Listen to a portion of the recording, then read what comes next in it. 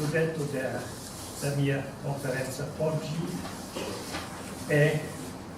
principio di responsabilità o principio speranza, una risposta a Hans Jonas. Si tratta di analizzare l'opera maggiore di Jonas, il principio di responsabilità e le sue critiche dell'escatologia utopica e della filosofia utopica, della preapparire utopico di Ernst. Bene, vorrei introdurre con alcune riflessioni sulla sua etica per la civilizzazione tecnologica. Questo è il sottotitolo del principio di responsabilità, che certamente è anche tradotto in italiano, ma non so se Jonas, l'eco che ha suscitato Jonas in Italia è lo stesso che in Germania o in Francia. In ogni caso Jonas è interessante per la storia della filosofia moderna e contemporanea, perché come filosofo e storicista della religione e soprattutto del gnosticismo di Jonas, di origine germano-americano, Hans Jonas che ha insegnato successivamente all'Università di Gerusalemme, nel Canada, alla New School for Social Research di New York, all'Università di Monaco, anche Hans Jonas che è morto nel 1993, è indubbiamente uno dei filosofi e pensatori più originali del XX secolo. Il successo mondiale del principio di responsabilità del 1969, la sua opera maggiore, è incontestabilmente il coronamento di un pensiero profondamente marcato dalla preoccupazione per l'ecologia e per la volontà di abbozzare frente al Prometeo scatenato dalle tecnologie moderne e dalla loro minaccia per la sopravvivenza dell'umanità. Una etica nuova fondata non di più su una normatività derivata di principi metafisici idealisti astratti,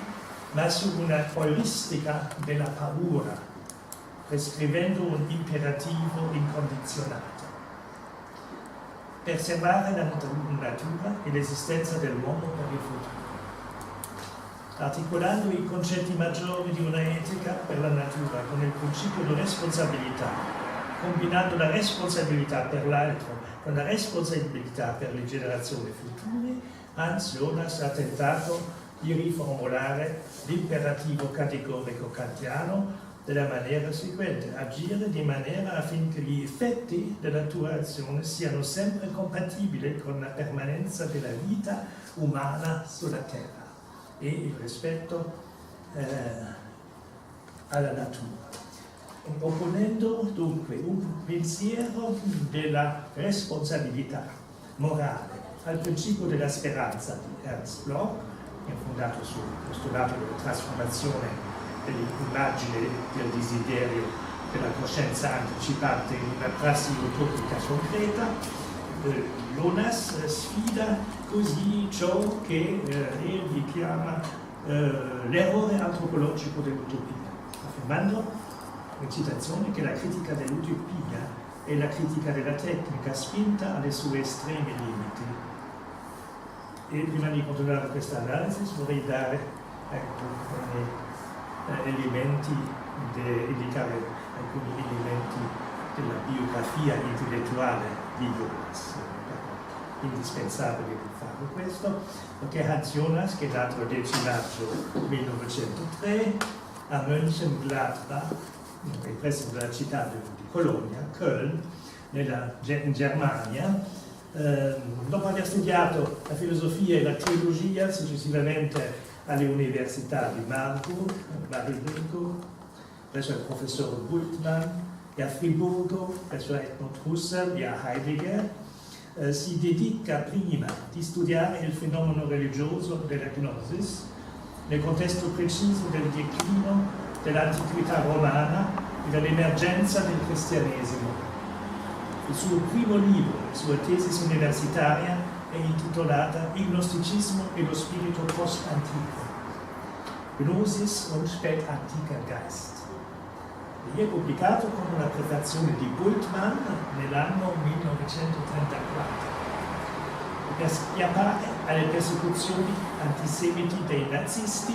Jonas se ne va all'esilio nel 1933, prima per l'Inghilterra e 2 anni dopo, nel 1935, per la Palestina. Dopo aver insegnato durante 4 anni come professore di filosofia all'Università Ebraica di Gerusalemme, Jonas integra nell'anno 1939 la Brigata Ebrea delle Forze Armate Alleate, dopo aver adottato la nazionalità britannica. Nel 1942 la sua madre sarà assassinata dai nazisti nel campo di concentramento di Auschwitz. Nel 1945 ritorna alla sua patria, Germania, liberata dal nazismo, in compagnia dei militari alleati americani e britannici. Nel suo saggio intitolato Il concetto di Dio dopo Auschwitz, Jonas ci presenta una narrazione mitologica, cioè l'analisi di un processo di teogonia e di cosmogonia, nel corso del quale Dio si è ritirato completamente nella sua propria interiorità, abbandonando così all'uomo tutto il suo potere sulla terra. Come Jonas sottolinea in un'intervista pubblicata nella Deutsche Zeitschrift für Philosophie, la rivista germanica della filosofia, si tratta qui principalmente di un tentativo esclusivamente personale di mantenere l'idea di Dio compatibile con ciò che è successo qui. E dopo aver vissuto in Palestina ed in Israele dal 1946 al 1949, Jonas insegnerà a partire del 1949 all'Università di Toronto, nel Canada, e dopo, dal 1955 al 1966, a New York, alla New School for Social Research, dove la sua collega era Hannah Arendt, e finalmente dall'anno 1982 all'83 all'Università di Monaco in Baviera. Si muove nell'anno 1993, con 90 anni, a New York, dove aveva insegnato da 22 anni alla New School for Social Research. Jonas era un amico di Hannah Arendt, pronunciò in dicembre 1975 il discorso funerale dopo la morte di Hannah Arendt al Bard College, nello stato di New York, dove sono interrati Arendt e il suo compagno di vita Heinrich Blücher. Io ho visitato questa tomba alcuni anni fa, ho fatto conferenze al Bard College di New York, e nel corso qui nella cosa hanno anche conservato la biblioteca privata di Hannah Arendt. Nel corso degli anni 1970 ha luogo una svolta importante nel pensiero di Jonas, cioè la svolta di un grande specialista, questa del gnosticismo, verso una antropologia filosofica, ontologica e il rafforzamento di una nuova etica adottata alle condizioni della civilizzazione tecnologica, cioè di una etica della responsabilità, di una etica del futuro, di una etica della previsione delle catastrofi ecologiche del futuro e di una etica per la natura. Mettendo il problema della sopravvivenza dell'umanità frente alla minaccia di distruzione della pianeta Terra nel centro delle sue riflessioni filosofiche, Jonas si ribella più che tutti gli altri filosofi di nostra epoca contro lo sfruttamento infinito e la devastazione infinita della terra per l'azione dell'uomo, militando allo stesso tempo anche energicamente in favore di una etica della responsabilità e della moderazione. Nessun altro documento testimonia meglio di questa svolta verso la natura, che caratterizza la riflessione etica jonassiana, che le affermazioni del filosofo nell'intervista data al lettomadario tedesco Der Spiegel di Amburgo nel 1992, un anno prima della sua morte, dove a proposito della domanda dei giornalisti relativa al suo impegno morale, Jonas ha dichiarato, citazione, fino allora tutti gli sforzi filosofici concernavano esclusivamente i rapporti dell'uomo all'uomo, ma il rapporto dell'uomo alla natura non è mai stato l'oggetto di una riflessione etica, e questo è finalmente il caso, adesso, ma si tratta evidentemente di una novità per la filosofia. Ma ciò non significa in nessun modo che siamo già di maniera generale al livello o che vogliamo o che possiamo consentire a questo nuovo imperativo morale. Qui entrano in scena le domande della psicologia, dell'antropologia ed anche del vivere reale di cui non ho la certezza che possiamo riconoscerli insieme nello stato attuale del nostro sapere. E nella stessa intervista troviamo anche l'attestazione perfetta dell'umanismo di Jonas, della sua convinzione che la parte importante che occupa la filosofia per lo sviluppo di questo nuovo spirito etico della responsabilità dell'uomo, per l'umanità intera e per la natura. Citazione: la filosofia può contribuire a sviluppare, grazie all'educazione, la sensibilità con conseguenze a lungo termine che l'azione umana può produrre sull'equilibrio delicato tra le pretensioni umane e la capacità di produzione della natura. La filosofia può contribuire per la sua riflessione e la sua argomentazione che le necessarie iniziative per la salvazione e la conservazione dell'ambiente naturale siano messe in esecuzione, ma i padroni dell'industria, i politici, i scientifici hanno molto di più a dire che il filosofo è più informato, quando i filosofi sono anche consultati. Purtroppo la filosofia conserverà sempre una missione importante, cioè stare attento perché le misure con le cui cerchiamo fermare e trattenere la sfortuna siano umane, e che queste misure potrebbero essere tali che inviano al diavolo ciò che vogliamo realmente salvare. Fine questa citazione dell'intervista del Spiegel. E di conseguenza il principio responsabilità di Jonas dovrebbe essere fondato, secondo Jonas, non di più sull'imperativo etico kantiano, ma su un imperativo categorico, moderno, contemporaneo. Si tratta, afferma Jonas, di inculcare all'uomo delle attitudini di vita meno cupide e meno avidi,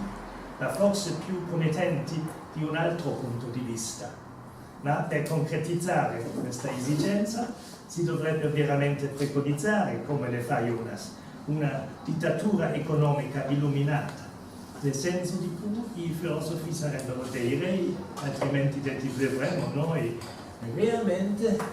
desiderare di istituire al potere una elita altruista, sostituire una democrazia incapace di risolvere i problemi ecologici urgenti con i suoi meccanismi tradizionali. Sulla suggestione di Jonas, ma si potrebbe obiettare che questa concezione etica politica non è molto democratica, è troppo elitista. Finalmente, a proposito dell'abbozzo di una etica della responsabilità da Jonas, la popolarità di Jonas nei partiti, nei movimenti ecologici è indubbiamente dovuto all'originalità dei suoi libri, dalla forza di convinzione delle sue tesi, la minaccia per la vita terrestre causata dalle distruzioni ecologiche, causata dalla civilizzazione tecnologica, ci costringe a interrogazioni nuove, fondamentali, che devono condurci inevitabilmente all'abbozzo e alla formulazione di una nuova etica suscettibile di rispondere a queste interrogazioni, tenendo conto non soltanto del rapporto dell'uomo all'uomo, ma anche e soprattutto del rapporto dell'uomo alla natura. E per la formulazione di questa etica attraverso l'idea della responsabilità, Jonas si sforza non soltanto di oltrepassare le etiche classiche tradizionali, i cui valori sono derivati da principi metafisici, ma anche di abbozzare una nuova etica fondata sull'imperativo incondizionato che l'umanità sia e sulla teoria di una responsabilità ontologica dell'uomo per la natura. Invece difende sempre, per quanto riguarda l'etica e la morale, i principi universali, nel senso di Kant, esercitando attraverso l'imperativo categorico un forte costringente sulla volontà dell'individuo. Jonas si interroga se non dovremmo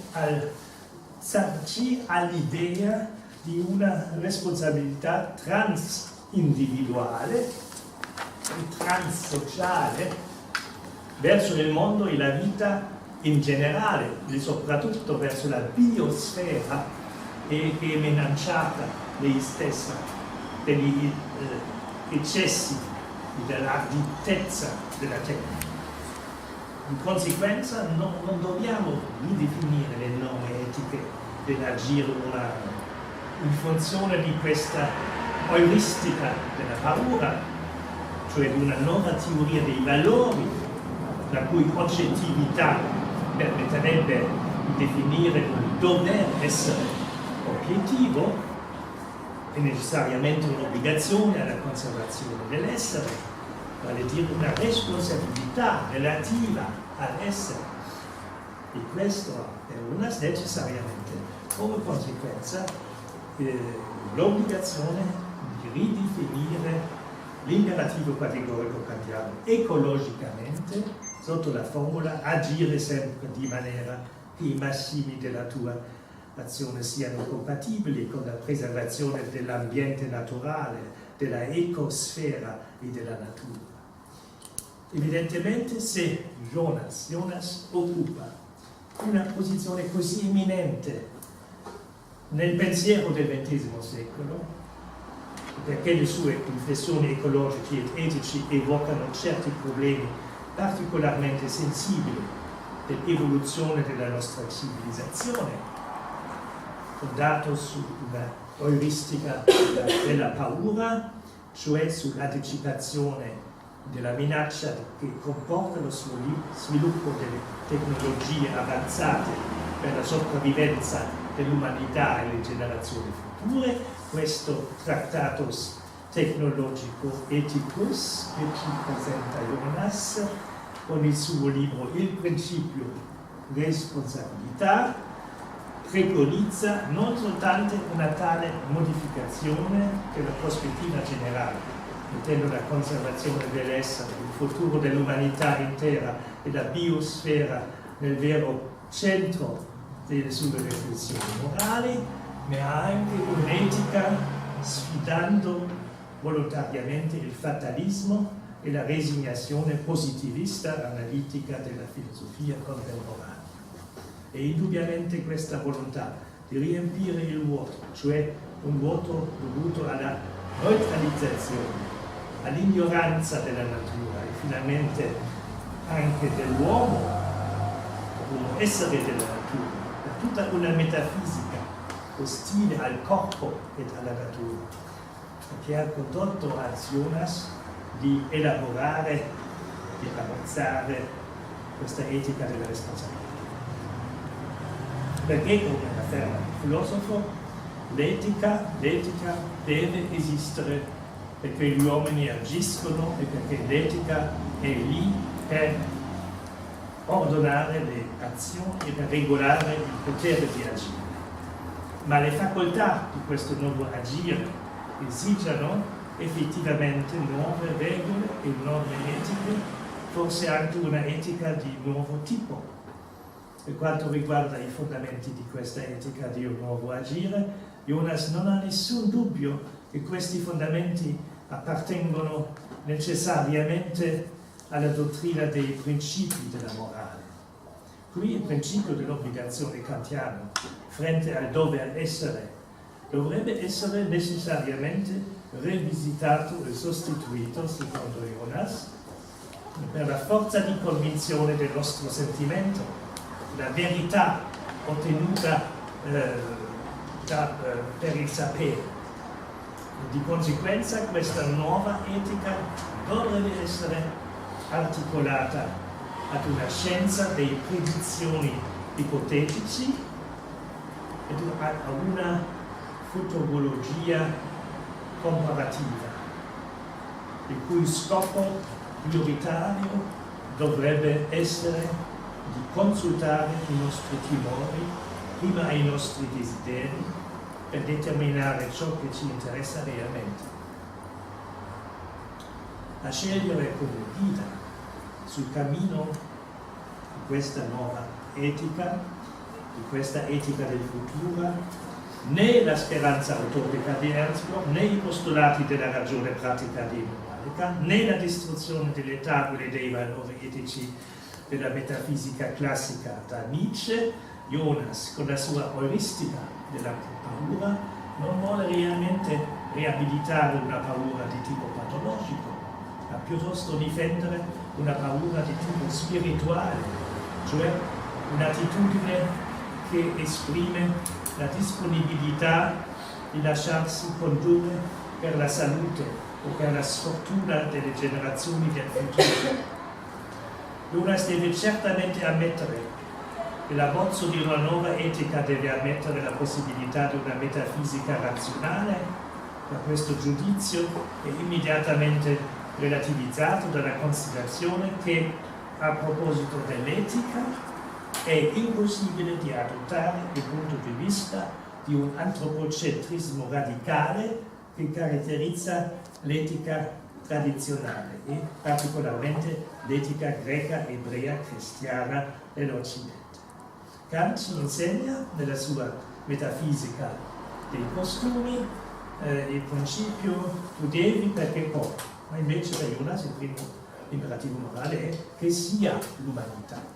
Così, infatti, l'imperativo categorico kantiano è semplicemente sostituito da ciò che Jonas chiama l'imperativo dell'esistenza, e questo imperativo dell'esistenza è bene articolato con un imperativo ontologico come risultato dell'idea dell'uomo che sottintende la proibizione di giocare con l'umanità. E qui veramente c'è certa influenza dell'autonomia Heidegger sulla pensiero di Jonas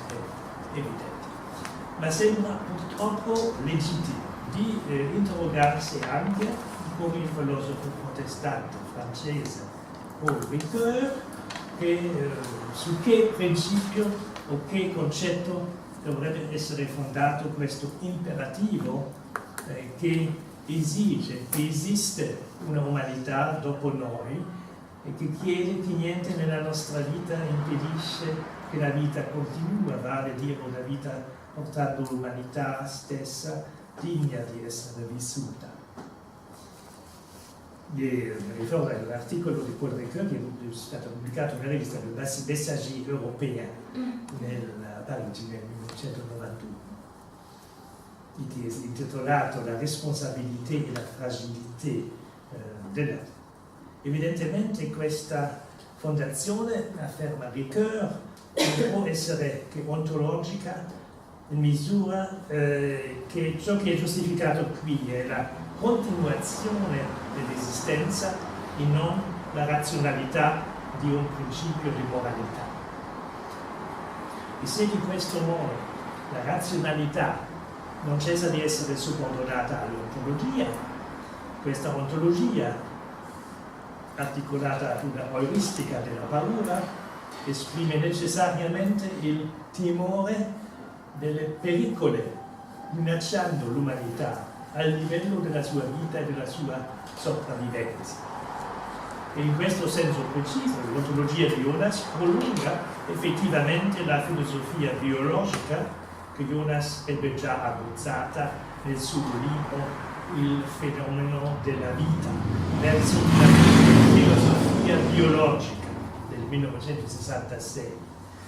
Jonas è convinto che esiste nella natura stessa qualche cosa come un successo e un naufrago, e che il principio di appropriazione della natura attinge il suo apogeo per l'uomo precisamente nella coscienza e nella libertà. Si può purtroppo dubitare con Ricoeur che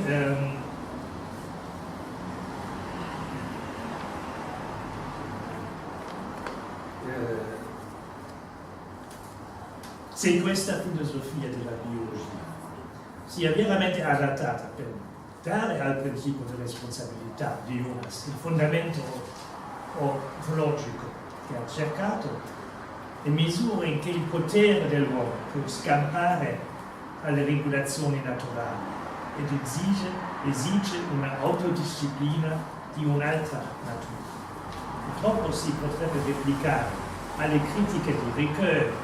che il principio per responsabilità di Jonas abbozza già il contenuto di questa autodisciplina sulla forma di una etica della preservazione e dice esplicitamente sì all'essere e alla natura, senza che sia necessario ricercare sempre nella stessa natura il modello della misura da applicare alla deriva tecnicista.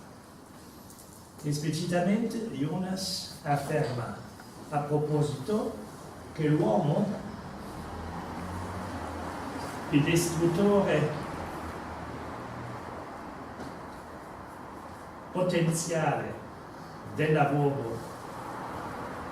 teleologico della natura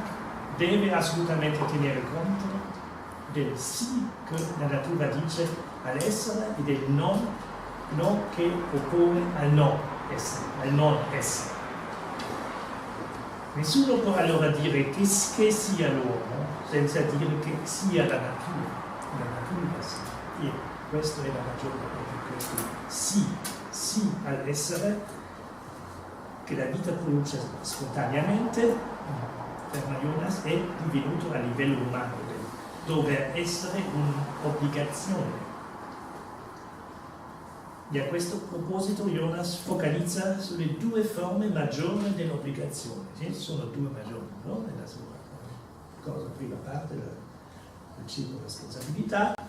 dove questo è bene spiegato. Prima l'obbligazione dei genitori relativa ai bambini. Secondo l'obbligazione dei politici relativa rispetto alla res publica delle nazioni. Qui, afferma Jonas, si tratta principalmente della responsabilità libremente scelta dell'uomo politico, che è la responsabilità per la res pubblica, cioè per le cose pubbliche della Repubblica, che è potenzialmente la faccenda di tutti, ma che è soltanto attuale all'interiore dei limiti che impone l'obbligazione delle obbligazioni generali del cittadino. Il pericolo, afferma Jonas, il pericolo che minaccia la comunità proviene da una forte pulsione dell'uomo coraggioso di proponere la sua candidatura e di assumere la responsabilità. Come afferma Jonas, questo non è una legge universale, ma soltanto l'atto libero che è integralmente il suo proprio rischio morale. Per Jonas, i genitori e i grandi rappresentanti della classe politica sono dei paradigmi eminenti che hanno in comune i concetti di totalità, di continuità e di avvenire, che si riferiscono all'esistenza e alla fortuna degli esseri umani. Se, come sottolinea Jonas, l'archetipo di ogni responsabilità è quella dell'uomo verso l'uomo, e di conseguenza questo primato della realtà, soggetto-concetto, all'interiore del rapporto della responsabilità è iscritto irrevocabilmente nella natura delle cose, perché avere della responsabilità per l'altro fa indiscutabilmente parte dell'essere dell'uomo, come se questo dovere fosse iscritto nell'essere dell'uomo esistente. Ed è questo dovere che ci conduce, secondo Jonas, all'obbligazione obiettiva sulla forma della responsabilità esterna. Tuttavia, benché se Jonas sia evidentemente bastante convincente con l'abbozzo, una dimostrazione di questa nuova etica ontologica della responsabilità, la sua teoria è purtroppo esposta alla critica. La principale di queste critiche concerne evidentemente il concetto jonasiano dell'euristica della paura, sulla quale questa nuova etica è fondata, e che invece di stabilire permanentemente scenari di catastrofe del futuro che potrebbero incitarci all'azione,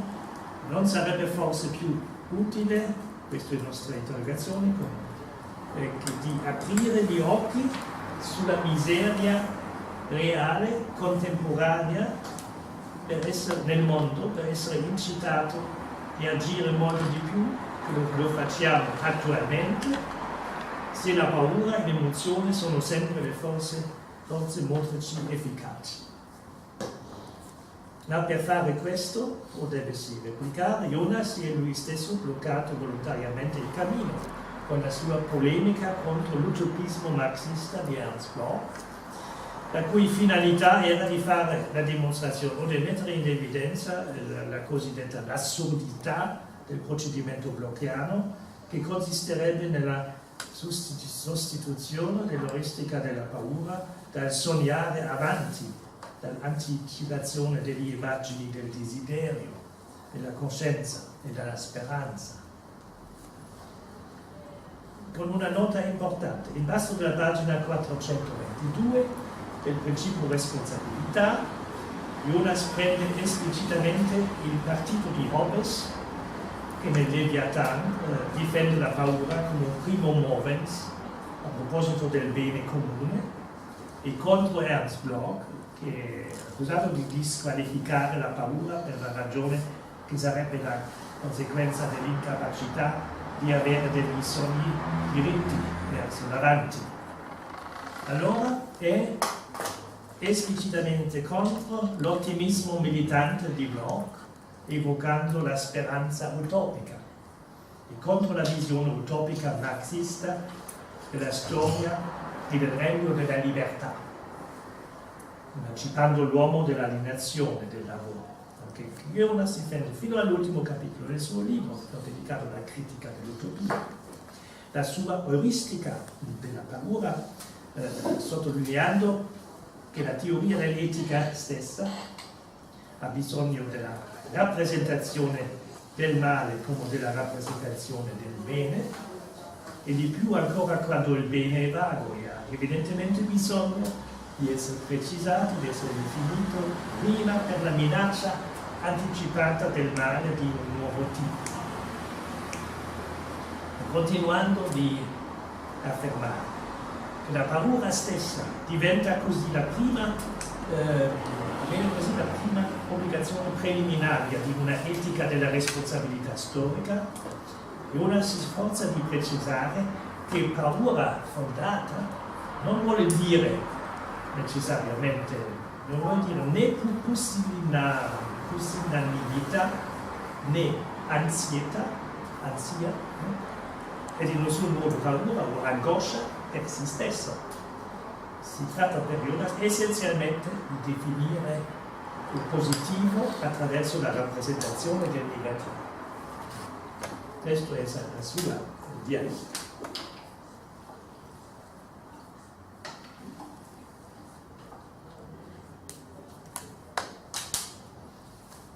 E indubbiamente Jonas ha scritto il principio responsabilità, pubblicato nel 1979, dunque 2 anni dopo la morte di Ernst Bloch, per rifiutare il filosofo marxista Bloch e l'autore del Principio Speranza. Ma una lettura critica del suo libro rivela anche, questo è almeno la mia propria profonda convinzione, la fragilità dell'argomentazione di Jonas,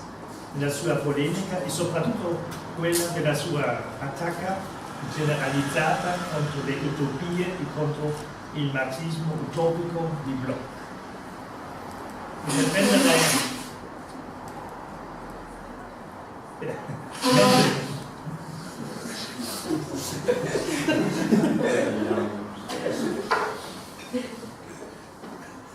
Per prendere la difesa di Bloch potremmo per esempio confrontare Hans Jonas con queste domande critiche, con due domande. Primo, il riferimento alle utopie, cioè ai progetti immaginari di una società alternativa, no? All'ordine economico-sociale esistente, non è forse un elemento indispensabile e necessario per una prassi e una strategia politica alternativa alla società capitalista borghese. Non è in realtà, allo stesso tempo, e malgrado tutte le possibili debilità di questi progetti, uno sfio correttivo assolutamente necessario ed indispensabile allo spirito di resignazione che ci predomina, se un certo preapparire utopico di cui Bloch è incontestabilmente il principale teorico, non ci conduce e non ci sveglia perché possiamo finalmente oltrepassare l'apatia, la resignazione o le sofferenze del quotidiano, ma mobilizzandoci, organizzandoci per un progetto alternativo alla società del lucro, delle leggi, del mercato, del profitto, del produttivismo, della crescita infinita e dell'alienazione. Lo spirito della rivolta e della resistenza, attualmente rianimato in maniera significante in diversi paesi, da Stefan Hessel e il suo movimento degli indignati e anche delle rivoluzioni nei paesi arabi, primavera arabe, Tunisia, Egitto, Libia, non può realmente rinunciare alla memoria dell'utopia di Thomas Morus, perché le utopie sono state incontestabilmente il fermento di tutte le grandi lotte dell'umanità moderna per la libertà, l'uguaglianza e la giustizia del secolo XVI al secolo XIX e al XX secolo.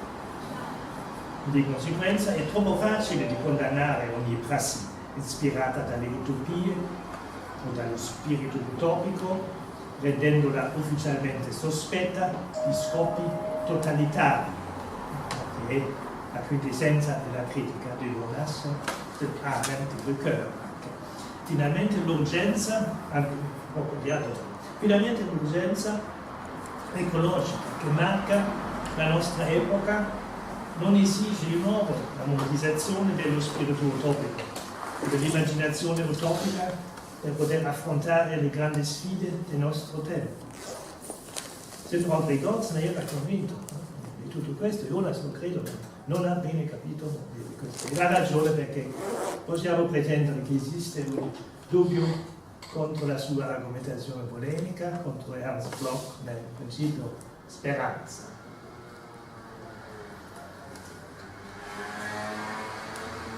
Bene, Jonas, adesso guardiamo ancora una volta questa critica di Jonas di Bloch, nell'ultimo capitolo del suo Principio Responsabilità. Jonas ha certamente ragione di constatare che benché in Marx l'astuzia della ragione coincide con la volontà degli autori identificati con la sua intenzione, noi siamo oggi confrontati ad una situazione completamente nuova, di modo che non possiamo più credere come Hegel o Marx ad un'astuzia immanente della ragione della storia, né a un senso auto-efficiente del devenire. Ciò che ci costringe di prendere in mano di un modo totalmente nuovo il processo che spinge in avanti senza conoscere realmente lo scopo, l'obiettivo. Ciò che è problematico in questo tipo di argomentazione, credo, è la conclusione che Jonas trae di questa constatazione, con l'affermazione che affermando che questo renderebbe caduco tutte le intenzioni anteriori, soprattutto il problema della scelta tra una società individualista e socialista, autoritaria e liberale. Secondo Jonas questa scelta è secondaria. Noi al contrario credevo che voler privare ogni agire del telos, dello scopo di una prassi orientata verso un obiettivo utopico è un procedimento molto problematico e non può veramente essere giustificato con la perdita della confianza in un'astuzia immanente della ragione nella storia. Credo che è anche molto problematico la rinuncia di Jonas nell'ultimo capitolo del suo libro, il principio responsabilità,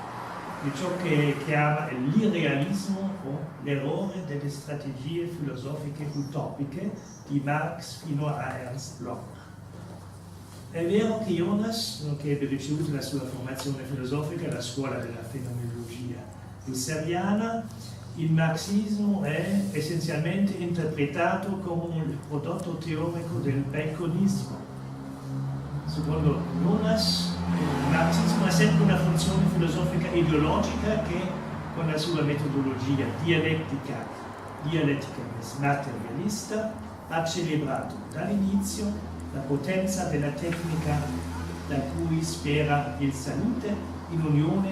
con la collettivazione. Allora non si tratta purtroppo per il marxismo di domesticare la tecnica, ma di liberarla dalle catene della proprietà capitalista per metterla di un modo liberante nel servizio della beatitudine umana. E precisamente questa teoria marxista della trasformazione della natura per il lavoro dell'uomo che è messa in causa per Jonas, cioè questo ottimismo e questa credenza pseudo-religiosa nella onnipotenza della tecnica di apportare il bene. Credo che trattasi, se una citazione di Jonas, credo che trattasi qui di una definizione bastante riduttrice del marxismo da Jonas, cioè di una deformalizzazione e soprattutto di una non comprensione della teoria di Marx che l'uomo, una volta liberato dall'alienazione del modo di produzione capitalista, dello sfruttamento del suo lavoro, sia sulle condizioni della società senza classe il vero maestro responsabile del suo destino, vivendo come cittadino libero ed uguale in una società ugualitaria, senza rivalità e concorrenza. Questa utopia di Marx e di Bloch è criticata da Jonas dal punto di vista di una teoria bastante liberale, perché Jonas ammette che sulle condizioni della società senza classe i talenti di un uomo povero possono fiorire e gli conserva il timore che tante altre cose saranno soffocate da una censura sociale crescente. D'altra parte, dalle prime pagine del quarto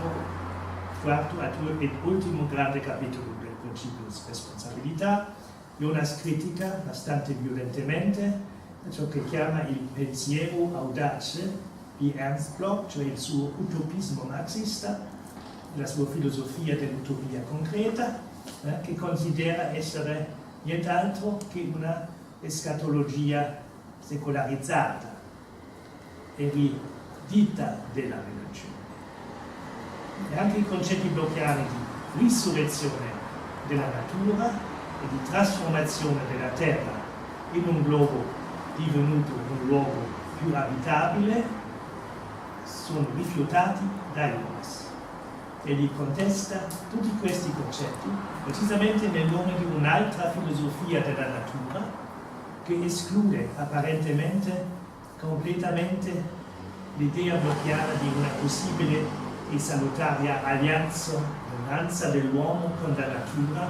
e della coproduttività di un soggetto naturale condannato. E al di là, Jonas polemica anche contro la teoria blocchiana, contro la visione del filosofo di Tübingen, dei sogni utopici di un mondo alternativo migliore,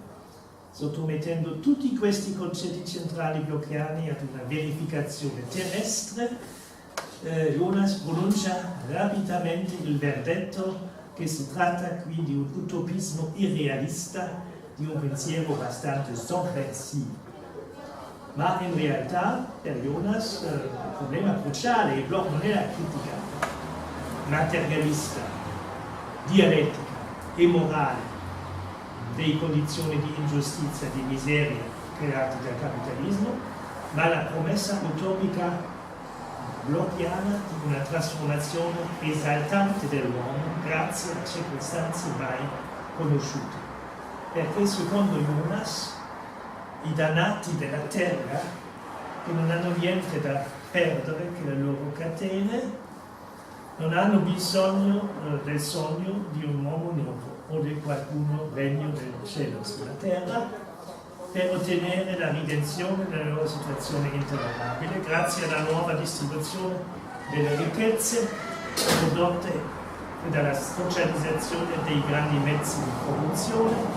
una volta che avevano capito che questo potrebbe essere ottenuto sulla pressione della loro solidarietà.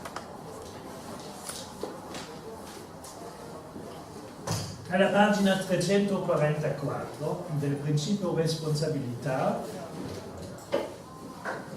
Jonas attacca di nuovo Ernst Bloch a proposito del principio speranza ed afferma, citazione: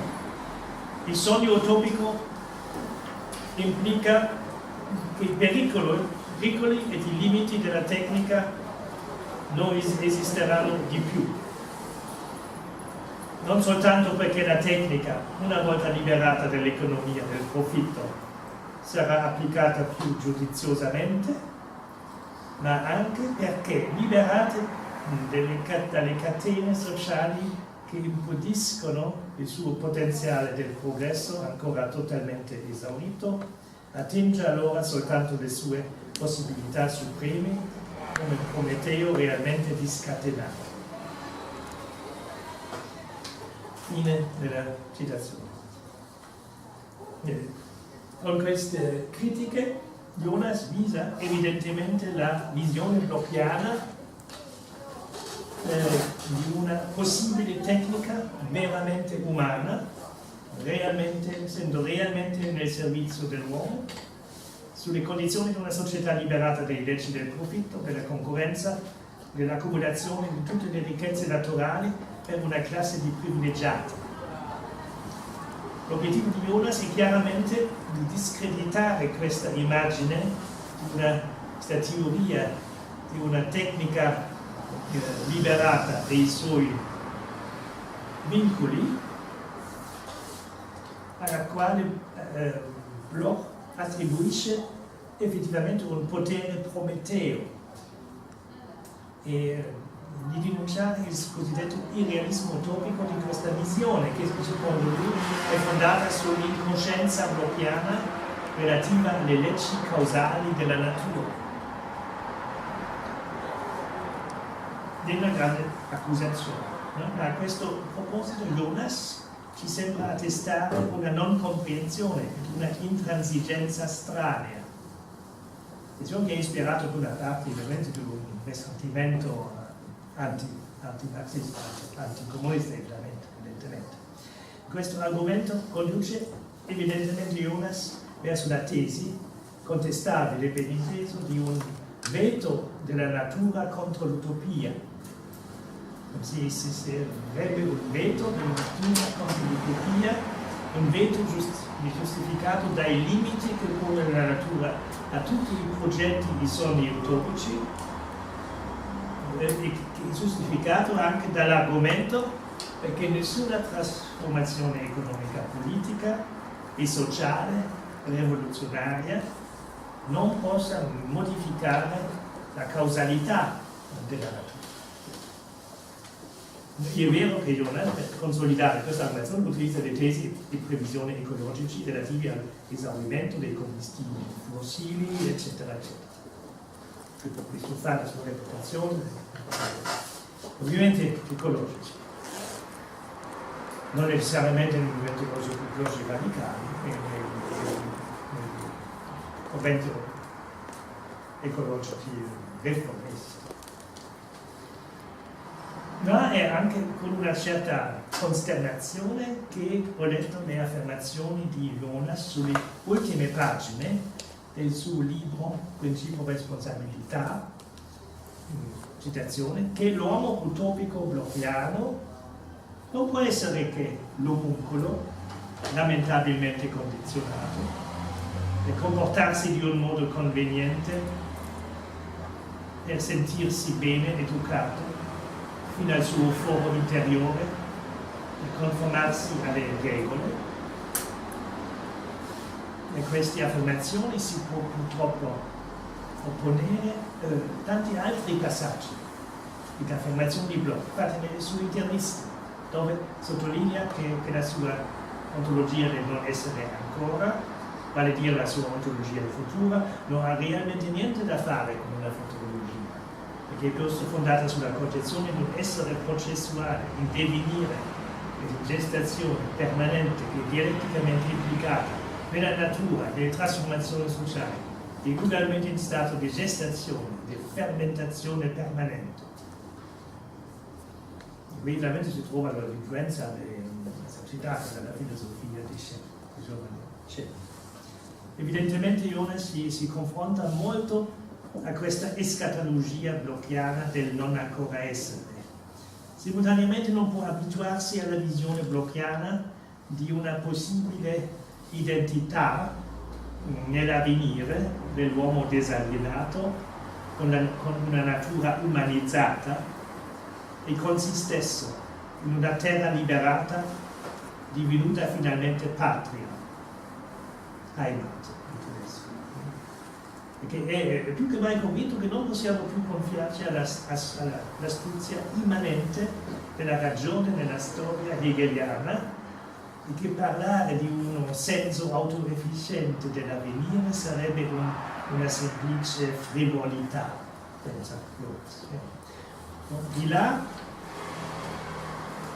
la decisione ferma presa da Jonas di opponersi al sognare in avanti di Bloch e dall'idea di una trasformazione degli immagini e dei desideri utopici e in una prassi aspirando alla trasformazione del mondo in un mondo migliore, più giusto.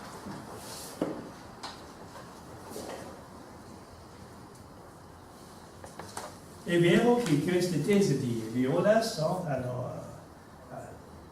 suscitato un eco politico e paradossalmente non è capo conservatorio o liberale. Jonas è stato dedicato al congresso nel 1986, congresso di SPD, il Partito Socialdemocratico Tedesco,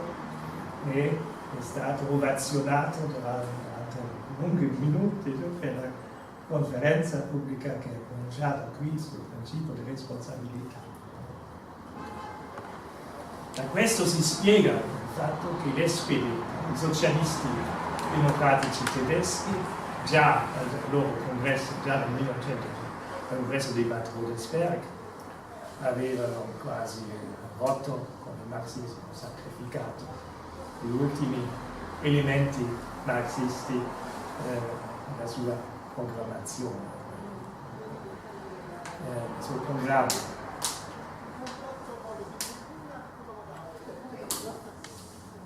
E allo stesso tempo gli ecologisti,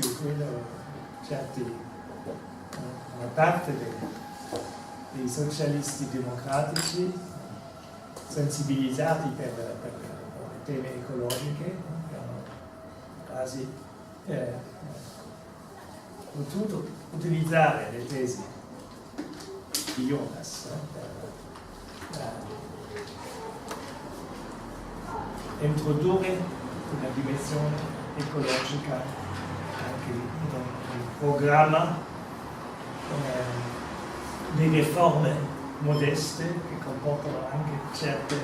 riforme modeste di tipo ecologico. E con questo Jonas, evidentemente, in un certo senso, il filosofo ideale, mentre Ernst Bloch, nessuno delle spese si è interessato seriamente all'opera di Ernst Bloch. Ricordo che l'ex cancelliere Helmut Schmidt non ha partecipato all'interno di Bloch, non ha voluto partecipare all'interno di Bloch a Tübingen in agosto 1977. Ha scelto un pretesto per partecipare. In particolare perché la presenza di Oscar Lee, la presenza di Rudi Dutschke ha probabilmente fatto paura. E questo è il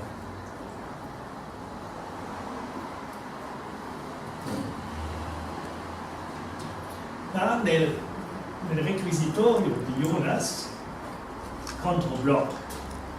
è anche difficile di comprendere, no? Il verdetto pronunciato dall'autore del principio di responsabilità che, citazione, l'errore dell'utopia blocchiana sarebbe un errore dell'antropologia che presuppone cioè un errore della concezione blocchiana dell'essenza dell'uomo. Secondo Jonas, no, questo errore consisterebbe precisamente nel fatto che l'utopismo blocchiano pensa che il nunc-stans soggettivo dell'istante mistico è trasposto nell'oggettività permanente di uno stato pubblico, altrimenti detto che ciò che è il più personale e il più fugace è trasposto nel generale e nel consolidato. E con queste osservazioni critiche Jonas allude effettivamente al concetto blocchiano dell'oscuro dell'istante vissuto, dunque des gelebten Augenblicks, nel principio speranza, che precede nell'analitica blocchiana della struttura e della funzione della coscienza anticipante il momento dello sveglio. Ma, contrariamente a ciò che afferma Jonas, non è mai questione nel principio speranza di una trasposizione di questo istante all'oggettività. Per Bloch, l'oscuro dell'istante vissuto non è che l'inizio, vale a dire la fase preparatoria di un processo graduale dello sveglio che è scatenato dall'intervenzione del nuovo e che non conduce al raddoppiamento del soggetto mistico in un non ego oggettivato, come suggerisce Jonas, ma ad un divenire cosciente del soggetto svegliato, dell'ambiente, delle possibilità reali della prassi umana. Quindi questa prassi è fondata sulla volontà di cambiamento, le changement, c'est maintenant, e la volontà di cambiamento di una coscienza anticipante, generando gli immagini utopici, in cooperazione con i sogni diurni. La mediazione verso la realtà è effettuata tramite la categoria di possibilità. Voler qualificare questo pensiero, no? Per concludere, voler combinare questo pensiero dell'istante del mistico e secondo me un malintesimo non può essere qualificato di mistico perché si definisce incontestabilmente come una filosofia della prassi abbozzata a partire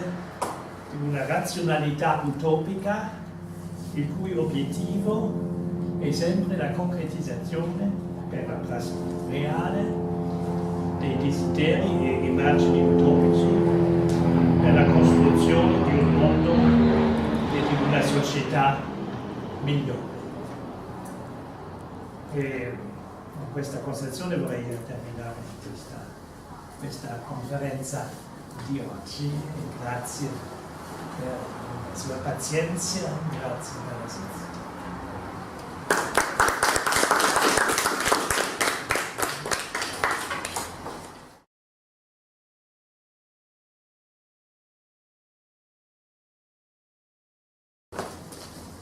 l'oggetto della mia conferenza oggi è principio di responsabilità o principio speranza, una risposta a Hans Jonas. Si tratta di analizzare l'opera maggiore di Jonas, il principio di responsabilità e le sue critiche dell'escatologia utopica e della filosofia utopica, della preapparire utopico di Ernst. Bene, noi introdurre con alcune riflessioni sull'azione della sua etica per la civilizzazione tecnologica. Questo è il sottotitolo del principio di responsabilità, che certamente è anche tradotto in italiano, ma non so se Jonas, l'eco che ha suscitato Jonas in Italia è lo stesso che in Germania o in Francia. In ogni caso Jonas è interessante per la storia della filosofia moderna e contemporanea, perché come filosofo e storicista della religione e soprattutto del gnosticismo, Jonas è di origine germano-americano, Jonas che ha insegnato successivamente all'Università di Gerusalemme, nel Canada, alla New School for Social Research di New York, all'Università di Monaco, anche Jonas che è morto nel 1993, è indubbiamente uno dei filosofi e pensatori più originali del XX secolo. Il successo mondiale del principio di responsabilità del 1969, la sua opera maggiore, è incontestabilmente il coronamento di un pensiero profondamente marcato dall'arte di fare questo, perché Hans Jonas, che è nato il 10 maggio 1903 a Mönchengladbach, nei pressi della città di Colonia, Köln,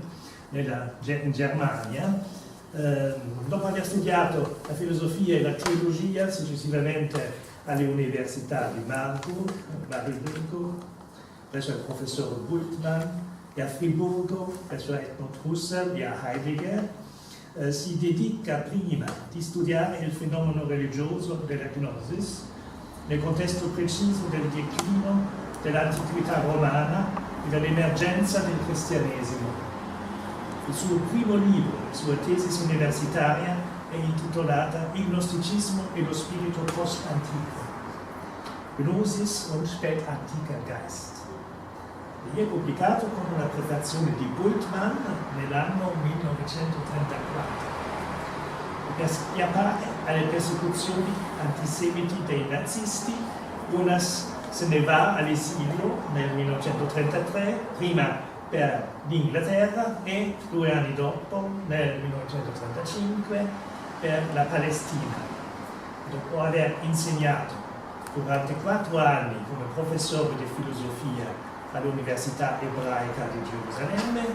Jonas integra nell'anno 1939 la brigata ebrea delle forze armate alleati, dopo aver adottato la nazionalità britannica. Nel 1942 la sua madre sarà assassinata dai nazisti nel campo di concentramento di Auschwitz. Nel 1945 ritorna alla sua patria,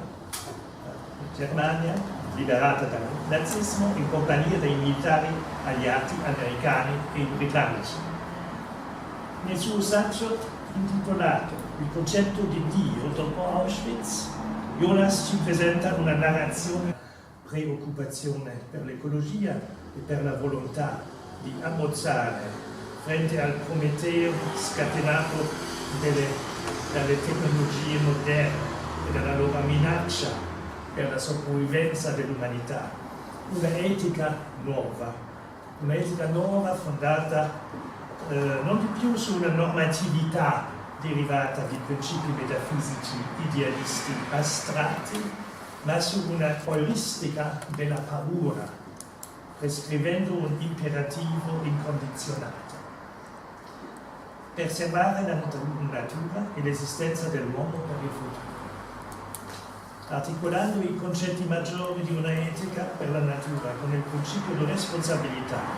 combinando la responsabilità per l'altro con la responsabilità per le generazioni future. Hans Jonas ha tentato di riformulare l'imperativo categorico kantiano della maniera seguente: agire di maniera affinché gli effetti della tua azione siano sempre compatibili con la permanenza della vita umana sulla terra e il rispetto alla natura, opponendo dunque un pensiero della responsabilità morale al principio della speranza di Ernst Bloch, che è fondato sul postulato della trasformazione dell'immagine del desiderio della coscienza anticipante in una prassi utopica concreta. Jonas sfida così ciò che egli chiama l'errore antropologico dell'utopia, affermando in citazione che la critica dell'utopia è la critica della tecnica spinta alle sue estremi limiti. E prima di continuare questa analisi vorrei dare indicare alcuni elementi della biografia intellettuale di Jonas, indispensabile, mitologica, cioè l'analisi di un processo di teogonia e di cosmogonia nel corso del quale Dio si è ritirato completamente nella sua propria interiorità, abbandonando così all'uomo tutto il suo potere sulla terra. Come Jonas sottolinea in un'intervista pubblicata nella Deutsche Zeitschrift für Philosophie, la rivista germanica della filosofia, si tratta qui principalmente di un tentativo esclusivamente personale di mantenere l'idea di Dio compatibile con ciò che è successo qui. E dopo aver vissuto in Palestina ed in Israele del 1946 al 1949, Jonas insegnerà a partire del 1949 all'Università di Toronto, nel Canada, e dopo dal 1955 al 1966 a New York, alla New School for Social Research, dove la sua collega era Hannah Arendt, e finalmente dall'anno 1982 all'83 all'Università di Monaco in Baviera. Si muove nell'anno 1993, con 90 anni, a New York, dove aveva insegnato da 22 anni alla New School for Social Research. Jonas era un amico di Hannah Arendt, pronunciò in dicembre 1975 il discorso funerale dopo la morte di Hannah Arendt al Bard College, nello stato di New York, dove sono interrati Arendt e il suo compagno di vita. Nel primo io ho visitato questa tomba, da cui anni fa ho fatto conferenze al Bard College di New York, e nel corso qui nei Barrosi hanno anche conservato la biblioteca privata di Hannah Arendt. Nel corso degli anni 1970 ha luogo una svolta importante nel pensiero di Jonas, cioè la svolta di un grande specialista, questa del gnosticismo, verso una antropologia filosofica, ontologica e l'abbozzamento di una nuova etica adottata alle condizioni della civilizzazione tecnologica, cioè di una etica della responsabilità, di una etica del futuro, di una etica della previsione delle catastrofi ecologiche del futuro e di una etica per la natura, mettendo il problema della sopravvivenza dell'umanità frente alla minaccia di distruzione della pianeta Terra nel centro delle sue riflessioni filosofiche. Jonas si ribella più che tutti gli altri filosofi di nostra epoca contro lo sfruttamento infinito e la devastazione infinita della terra per l'azione dell'uomo, militando allo stesso tempo anche energicamente in favore di una etica della responsabilità e della moderazione. Nessun altro documento testimonia meglio di questa svolta verso la natura che caratterizza la riflessione etica giurassiana, che le affermazioni del filosofo nell'intervista data al lettomadario tedesco Der Spiegel di Amburgo nel 1992, un anno prima della sua morte, dove a proposito della domanda dei giornalisti relativa al suo impegno morale, Jonas ha dichiarato, citazione, fino allora tutti gli sforzi filosofici concernavano esclusivamente i rapporti dell'uomo all'uomo, ma il rapporto dell'uomo alla natura non è mai stato l'oggetto di una riflessione etica,